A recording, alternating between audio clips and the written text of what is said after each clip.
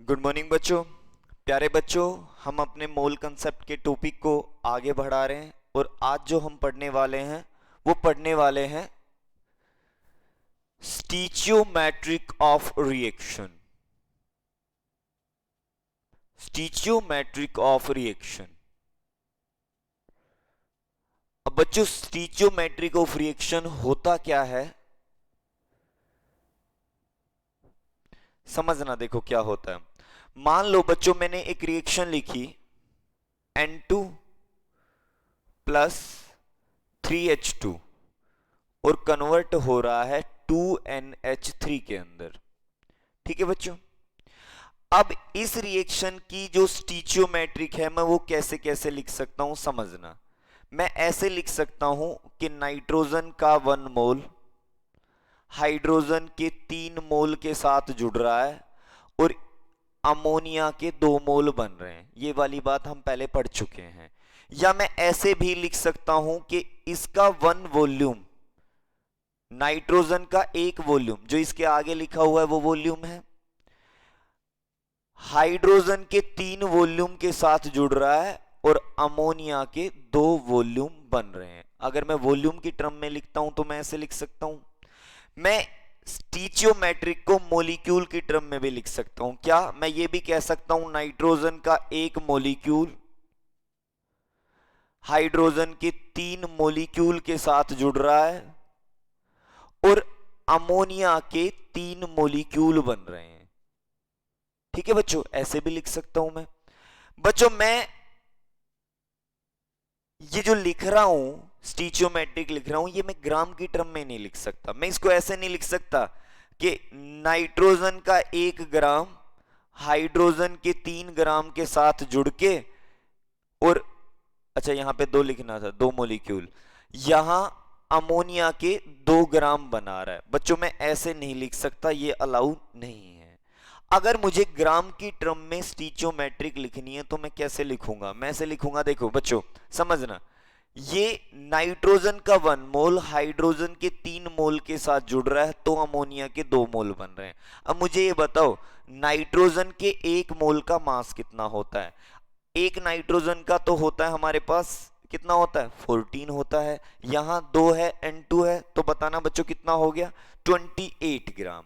तो मैं यह लिख देता हूं 28 ग्राम नाइट्रोजन 6 ग्राम हाइड्रोजन के साथ जब जुड़ता है तो अमोनिया, इसका टोटल मास निकालूंगा तो 34 ग्राम अमोनिया बनता है। सही बात है, समझ में आ रही है ना?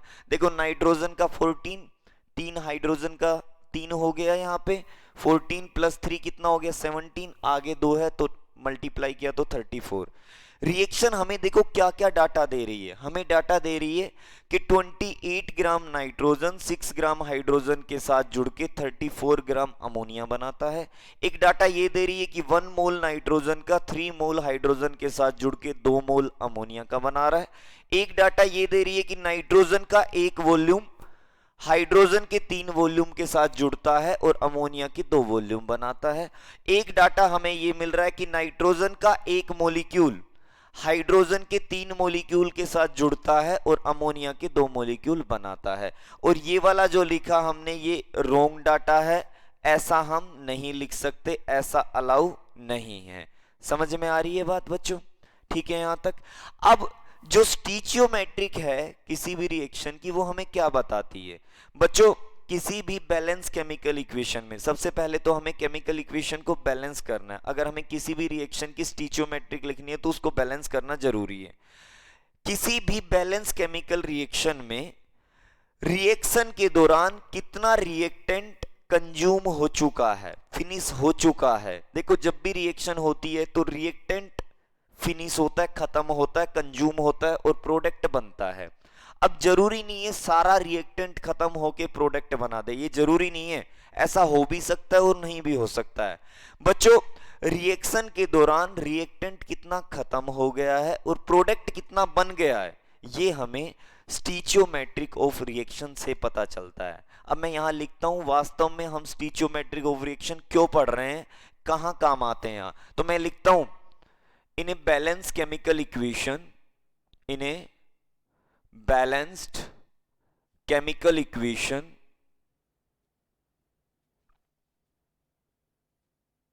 केमिकल इक्वेशन अमाउंट और वॉल्यूम और mole of reactant consume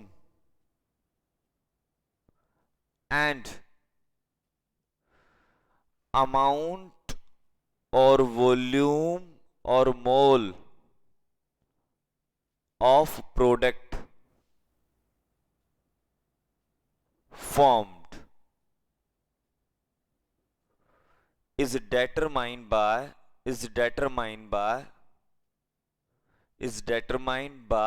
stoichiometric of reaction. हमें रिएक्शन की स्टीचियोमेट्रिक से पता चलता है। सही है बच्चों, यहां तक की बात।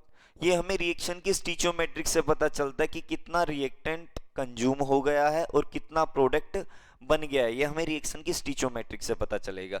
अब मैं कुछ एग्जांपल लूंगा वन बाय वन और उन एग्जांपल से हम समझेंगे कि वास्तव में स्टीचियोमेट्रिक ऑफ रिएक्शन हमारी कैसे हेल्प करता है रिएक्टेंट और प्रोडक्ट का अमाउंट या मोल या वॉल्यूम पता करने में। अभी देखो एक छोटा सा एग्जांपल ले रहा हूं मैं, समझना बच्चों ध्यान से। आज कंप्यूटर जी की हेल्प हमें नहीं मिल रही है तो हमें लिखना पड़ेगा ऐसे। क्वेश्चन लिख रहा हूं मैं, ध्यान से समझना। determine the amount of calcium oxide and carbon dioxide and CO2 formed by combustion of by decomposition of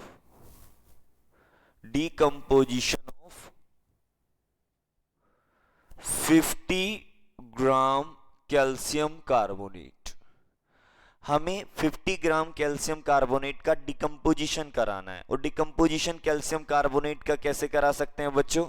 ये कैल्शियम कार्बोनेट मैंने लिया हुआ है, 50 ग्राम लिया हुआ है, ठीक है। इसको मुझे गर्म कराना है, हीट कराना है। हीट कराते ही ये टूट जाएगा CaO में और CO2 में। सही बात है, ठीक है, यहां तक की बात। और ये जो दिया हुआ है हमें 50 ग्राम दिया हुआ है। अब हमारे से पूछा है ये कितना बनेगा और ये कितना बनेगा, ठीक है, हमें ये बताना है। हम कैसे बता सकते हैं? देखो इस रिएक्शन को अगर मैं दोबारा लिखता हूं तो कैल्शियम कार्बोनेट CaO और प्लस में CO2। रिएक्शन का डाटा हमें ये कह रहा है कि इसका एक मोल इसका एक मोल बनाता है और इसका भी एक मोल बनाता है। यह हमें रिएक्शन का डाटा बता रहा है। अब कैल्शियम कार्बोनेट के एक मोल का मास हम जानते हैं कितना होता है। एक मोल का मास 100 ग्राम। निकाल लो तुम, कैल्शियम का 40, कार्बन का 12 और इसका 48 हो गया, ठीक है।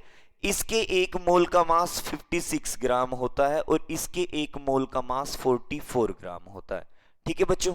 अब देखो हमें यहां से डाटा क्या मिला कि अगर मेरे पास कैल्शियम कार्बोनेट 100 ग्राम होता तो ये जो कैल्शियम का जो ऑक्साइड है ये कितना बनता? 56 ग्राम। तो सबसे पहली बात तो मैं ये लिख रहा हूं 100 ग्राम कैल्शियम कार्बोनेट फ्रॉम CaO क्या है? कैल्शियम ऑक्साइड, ये जो हमें निकालना है इसका फॉर्मूला CaO ही होता है, ठीक है बच्चों। सुनो कितना बनाता है? 56 ग्राम बनाता है। 100 ग्राम कैल्शियम कार्बोनेट कितना कैल्शियम ऑक्साइड बनाता है? 56 ग्राम कैल्शियम ऑक्साइड बनाता है। 1 ग्राम कैल्शियम ऑक्साइड कितना, 1 ग्राम कैल्शियम कार्बोनेट कितना कैल्शियम ऑक्साइड बनाएगा? 56/100। हमारे पास कितना कैल्शियम कार्बोनेट दिया हुआ है? हमारे पास दिया हुआ है 50 ग्राम। हमें तो ये बताना है 50 ग्राम कितना बनाएगा। तो मैं कहूंगा 50 ग्राम कितना बनाएगा? 56/100 और मल्टीप्लाई बाय 50। कैंसिल किया तो 2 पे गया तो बराबर आ गया मेरे पास 28 ग्राम। यानी कि बच्चों ये कितना बना? ये बना 28 ग्राम। वैसे अब हम सीधा सीधा ये बता सकते हैं कि ये कार्बन डाइऑक्साइड कितना बनेगा, 50 में से ये माइनस कर देंगे। देखो जब हमने इसका 50 ग्राम गर्म किया था तो 28 ग्राम तो ये बन गया, बचा हुआ क्या बनेगा, बचा हुआ कार्बन डाइऑक्साइड कितना बच गया, 22 ग्राम। तो ये कितना बना, 22 ग्राम। अगर हम डायरेक्ट नहीं निकालना चाहते हैं, हमें निकाल के दिखाना है कि कैसे बना, हमें दिखाओ। तो देखो हम कैसे बता सकते हैं, देखो सुनो ध्यान से। रिएक्शन क्या कह रही है कि 100 ग्राम कैल्शियम कार्बोनेट, 100 ग्राम कैल्शियम कार्बोनेट कितना कार्बन डाइऑक्साइड बनाता है, 44 ग्राम बनाता है। मैं यहां लिख देता हूं 100 ग्राम कैल्शियम कार्बोनेट फॉर्म्ड CO2 का कितना, 44 ग्राम। 1 ग्राम कैल्शियम कार्बोनेट कितना CO2 बनाएगा, 44 अपॉन 100। हमारे पास कितना कैल्शियम कार्बोनेट दिया हुआ है, 50 ग्राम दिया हुआ है। तो 50 ग्राम जो कैल्शियम कार्बोनेट है बच्चों वो कितना बनाएगा, 44 अपॉन 100 मल्टीप्लाई बाय 50। तो कैंसिल किया 2, तो ये 2 से कैंसिल किया तो 22 ग्राम आ गया। ठीक है बच्चों, अभी तुम सोच रहे होगे कि सर ने बहुत बड़े मेथड से करा है, बहुत बड़े तरीके से करा है, लेकिन बच्चों मैं तुम्हें समझाना चाह रहा हूं वास्तव में हम कैसे निकाल सकते हैं। बड़े आसानी से तुम सीधे भी कह सकते थे कि सर 100 ग्राम अगर 56 ग्राम बना रहा है तो 50 ग्राम, सीधी सी बात है, आधा बनाएगा, 28 ग्राम बनाएगा। अगर 100 ग्राम कार्बन डाइऑक्साइड का 44 ग्राम बना रहा है तो सीधी सी बात है 50 ग्राम उसका आधा यानी कि 22 ग्राम बनाएगा। लेकिन हमें समझना था क्वेश्चन के बारे में कि वास्तव में हम सोल्व कैसे कर सकते हैं। ये तो सीधा सीधा हम बता सकते थे, लेकिन ऐसे भी क्वेश्चन आएंगे जिसमें सीधे नहीं बता सकते, इस तरीके से हमें सोल्व करना पड़ेगा। ठीक है बच्चों, अब हम एक और न्यूमेरिकल देखते हैं, समझना है और उस न्यूमेरिकल के बारे में।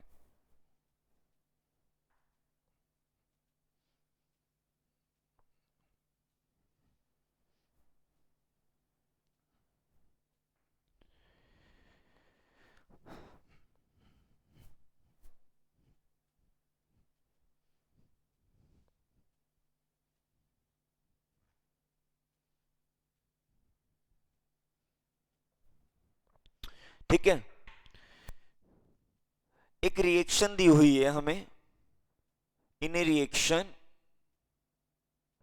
इन अ रिएक्शन, और वो रिएक्शन क्या है, ए के 3 मोल बी के 4 मोल के साथ जुड़ के बना रहे हैं सी के 5 मोल, 5C बना रहे हैं। ठीक है, in a reaction 3A plus 4B convert into 5C, 5 mole of A are consumed, then determine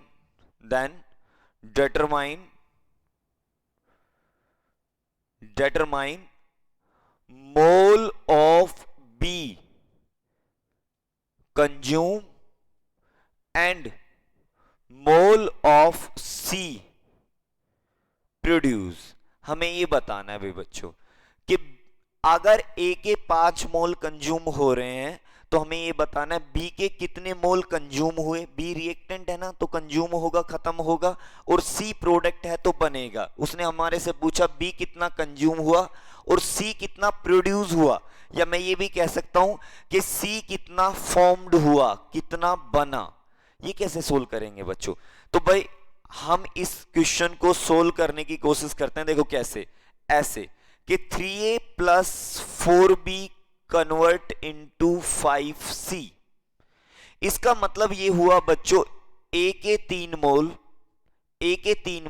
B के 4 मोल के साथ जुड़ते हैं और इसके 5 मोल बनाते हैं। ये रिएक्शन हमें डाटा दे रही है, रिएक्शन की स्टीचियोमेट्रिक हमें ये डाटा दे रही है। अब उसने कहा कि भाई जब रिएक्शन हुई ना तो A के 5 मोल कंज्यूम हुए हैं, 5 मोल खत्म हुए हैं, तो बताओ B के कितने खत्म होंगे। देखो रिएक्शन हमें क्या डाटा दे रही है कि जब A के 3 मोल खत्म होते हैं तो B के कितने खत्म होंगे, B के कितने कंज्यूम होंगे, 4। अब हमें ये बताना है अगर A के 5 हो रहे हैं, A के 5 मोल कंज्यूम हो रहे हैं तो B के कितने मोल कंज्यूम होंगे। बड़े आराम से बता पाएंगे हम। देखो कैसे, 3 मोल ऑफ A कंज्यूम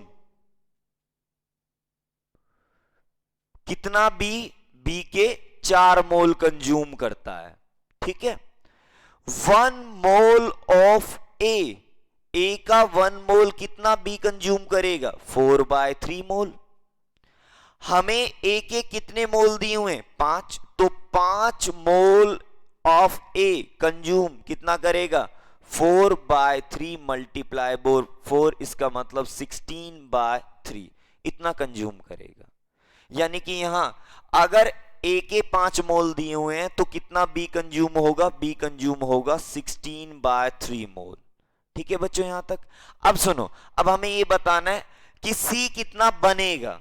तो बच्चों यहां से भी मुझे डाटा मिल रहा है कि ए का 3 मोल सी के कितने मोल बनाता है? 5। तो मैं यहां लिखता हूं 3 मोल ऑफ ए प्रोड्यूस सी के कितने मोल? 5 मोल प्रोड्यूस करता है। सही बात है। अब सुनो ध्यान से। ओके, ये 5 मोल था भी बच्चों, ये 5 करना है, यहां पे मैंने 4 कर दिया यहां पे भी, तो ये आ जाएगा ओवरऑल हमारे पास 20/3। ठीक है, करेक्शन कर लेना। अच्छा, 3 मोल ऑफ ए प्रोड्यूस सी कितना? 5 मोल। 1 मोल ऑफ ए प्रोड्यूस सी कितना? 5/3। सही बात है। और हमारे पास कितने मोल दिए हुए हैं? ए के 5 मोल दिए हुए हैं। हमें तो यही बताना है ए के 5 मोल कितना सी प्रोड्यूस करेंगे। तो कितना सी प्रोड्यूस करेंगे भाई? 5/3 और मल्टीप्लाई बाय 5, तो कितना आ गया? 25/3। सही बात है। हम इस तरीके से सोल्व करेंगे इसको, कोई बड़ी बात नहीं है बच्चों, बड़े आराम से सोल्व हो रहा है। ये बहुत ज्यादा डिफिकल्ट नहीं है, आसान क्वेश्चन है यहाँ पे। चलो एक और हम देखते हैं, कुछ अलग टाइप का क्वेश्चन है वो। एक एक टाइप को तुमने समझते जाना है बच्चों। ये मैं तुम्हें हर एक टाइप का एक क्वेश्चन करा रहा हूं, ठीक है? तो आपको हर टाइप समझनी है कि किस किस तरह का हमारा क्वेश्चन बन सकता है। चलो ध्यान से देखना, नेक्स्ट जो क्वेश्चन है वो क्या है? अगला क्वेश्चन है determine amount of carbon dioxide formed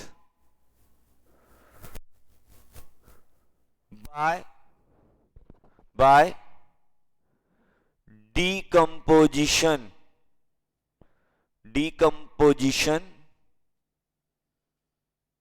of 200 gram calcium carbonate CaCO3 having percentage purity 95%। यानी कि उसकी जो प्योरिटी थी, कैल्शियम कार्बोनेट की जो प्योरिटी थी वो 95% प्योरिटी थी। अभी मैं समझाता हूं इसका मतलब क्या है। बच्चों जो क्वेश्चन है हमारा कुछ ऐसा है कि कैल्शियम कार्बोनेट को गर्म किया है, को हीट किया है, और हीट करने पे CaO बनेगा और CO2 बनेगा, ये हमें पता है। अब उसने कहा कि ये जो कैल्शियम कार्बोनेट है ना, ये हमें दिया हुआ है 200 ग्राम। कितना दिया हुआ है? 200 ग्राम। और हमारे से पूछा है ये कार्बन डाइऑक्साइड कितना बनेगा। लेकिन क्वेश्चन में एक और बात ऐड की है कि जो कैल्शियम कार्बोनेट जो दिया हुआ है ना, इसकी परसेंटेज प्योरिटी 95% है। इसका मतलब ये जो कैल्शियम कार्बोनेट का सैंपल हमें दिया हुआ है ये पूरी तरह से प्योर नहीं है। ये कितना प्योर है? 95%। 95% प्योर का मतलब, मान लो मैंने 100 ग्राम लिया, 100 ग्राम लिया, तो उस 100 ग्राम में से 95 ग्राम तो प्योर कैल्शियम कार्बोनेट है, बाकी की 5 ग्राम जो है, 5% जो है वो इम्प्योरिटी है। समझ में आ गई बात बच्चों? अब जो 95% प्योर कैल्शियम कार्बोनेट है, कार्बन डाइऑक्साइड तो वो ही बनाएगा, इम्प्योरिटी थोड़ी ना बनाएगी कार्बन डाइऑक्साइड। इसका मतलब ये जो कार्बन डाइऑक्साइड बन रही है ना, इसका अमाउंट डिपेंड करेगा इस कैल्शियम कार्बोनेट की प्योरिटी के ऊपर। जितनी ज्यादा प्योरिटी होगी उतना ज्यादा उसका बनने वाला अमाउंट होगा, और कार्बन डाइऑक्साइड का बनने वाला अमाउंट मैक्सिमम होगा अगर इसकी प्योरिटी 100% होगी तो।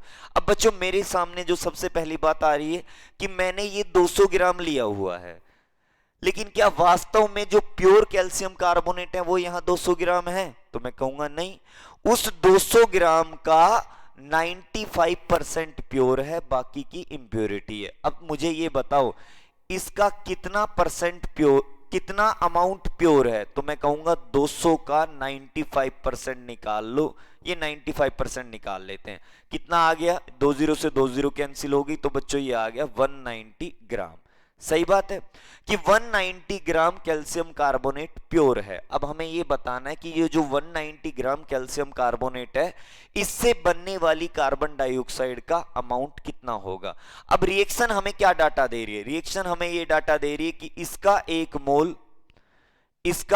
मोल बनाता है और इसका भी एक मोल बनाता है। अब मुझे ये बताओ इसके एक मोल का मास कितना होता है? इसके एक मोल का मास होता है 100 ग्राम, और इसके एक मोल का मास कितना हो गया? 56 ग्राम। इसके एक मोल का मास 44 ग्राम। बच्चों याद है ना, किसी का भी जो 1 मोल होता है वो किसके बराबर होता है? उसके मोलिकुलर मास के बराबर होता है। अब बच्चों हमें सीधा सीधा डाटा मिल गया कि कैल्शियम कार्बोनेट का जो 100 ग्राम है कितना कार्बन डाइऑक्साइड बनाता है? 44 ग्राम। अब मैं क्या लिखूंगा? 100 ग्राम कैल्शियम कार्बोनेट प्रोड्यूस CO2 कितना? 44 ग्राम। सही बात है। और 1 ग्राम कैल्शियम कार्बोनेट कितनी CO2 प्रोड्यूस करेगा? 44 बाय 100। हमारे पास कितना कैल्शियम कार्बोनेट दिया हुआ है? हमारे पास दिया हुआ है 190 ग्राम कैल्शियम कार्बोनेट। 190 ग्राम कैल्शियम कार्बोनेट कितना प्रोड्यूस करेगा? 44 डिवाइड बाय 100 मल्टीप्लाई बाय 190। एक जीरो से एक जीरो कैंसिल हो गई। बच्चों बताना जरा क्या आ गया हमारे पास? मल्टीप्लाई करता हूं, 19 4 जा कितना हो गया? 76। फिर 19 4 जा 76, और 76 और 7 कितने हो जाएंगे? 83 डिवाइड बाय 10। तो ये बच्चों सोल्व करके आ गया 83.6 ग्राम। सही बात है, यही आएगा लगभग। ठीक है, और तुम कैलकुलेट कर लेना इसको क्या आता है। क्लियर है यहां तक की बात? बच्चों अगर कभी भी तुम्हें प्योरिटी दे दे, परसेंटेज प्योरिटी दे दे उस क्वेश्चन के अंदर, तो हमें इस तरीके से सोल्व करना है। क्लियर है? अब बच्चों एक न्यूमेरिकल और पढ़ते हैं, लास्ट न्यूमेरिकल है, लेकिन वो जो लास्ट न्यूमेरिकल है ना, वो सबसे इंपॉर्टेंट न्यूमेरिकल है इस टॉपिक का। चलो देखते हैं भाई last numerical.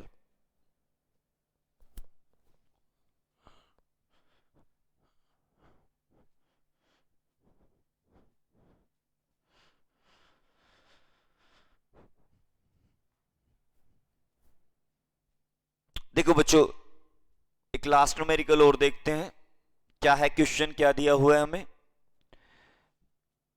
3 litre mixture of propane and butane on combustion give 10 litre carbon dioxide. 10 litre carbon dioxide.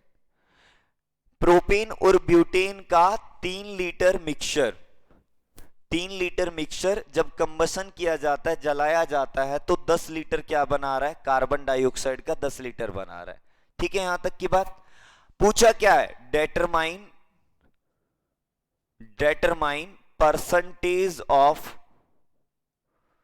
Percentage of propane and butane in mixture के अंदर कितने परसेंट प्रोपेन है और कितने परसेंट ब्यूटेन है, ये हमें बताना है। और बच्चों इसी तरह का क्वेश्चन तुम्हें दूसरे तरीके से भी पूछ सकता है। हमें अगर ये क्वेश्चन समझ में आता है ना, तो वो चाहे किसी भी तरह तोड़ मोड़ के पूछे हमारे से, हम बड़े आसानी से सोल्व कर पाएंगे। अब देखो बच्चों क्वेश्चन दिया क्या हुआ है हमें, अगर मैं सोल्व करूं तो कैसे सोल्व करूंगा इसको। हमें ये दिया हुआ है कि प्रोपेन जिसका फॉर्मूला होता है C3H8, पढ़ा होगा 10th क्लास में। और ब्यूटेन का फॉर्मूला होता है C4H10। बच्चों इन दोनों का मिक्सचर दिया हुआ है और इन दोनों का जो मिक्सचर हमें दिया ना वो कितने लीटर दिया हुआ है, 3 लीटर दिया हुआ है। इन दोनों का 3 लीटर मिक्सचर दिया हुआ है। इन दोनों का 3 लीटर मिक्सचर हमें दिया हुआ है। अब मैं अपनी तरफ से मान रहा हूं कि उस 3 लीटर के अंदर, उस 3 लीटर के अंदर प्रोपेन मैंने मान लिया, अपनी तरफ से प्रोपेन मैंने मान लिया x लीटर है। प्रोपेन कितना है, x लीटर। तो बताना ब्यूटेन कितना हो जाएगा भाई। इस 3 लीटर में से प्रोपेन कितना है, x लीटर, तो ब्यूटेन कितना हो जाएगा, 3 माइनस x लीटर। सही बात है ना, ये कोई बड़ी बात नहीं है यहां तक। अब सुनो आगे की कहानी क्या है। आगे की कहानी के लिए मैं इसको साफ कर देता हूं यहां से। बच्चों बड़ा अच्छा क्वेश्चन है, अच्छे से समझना है।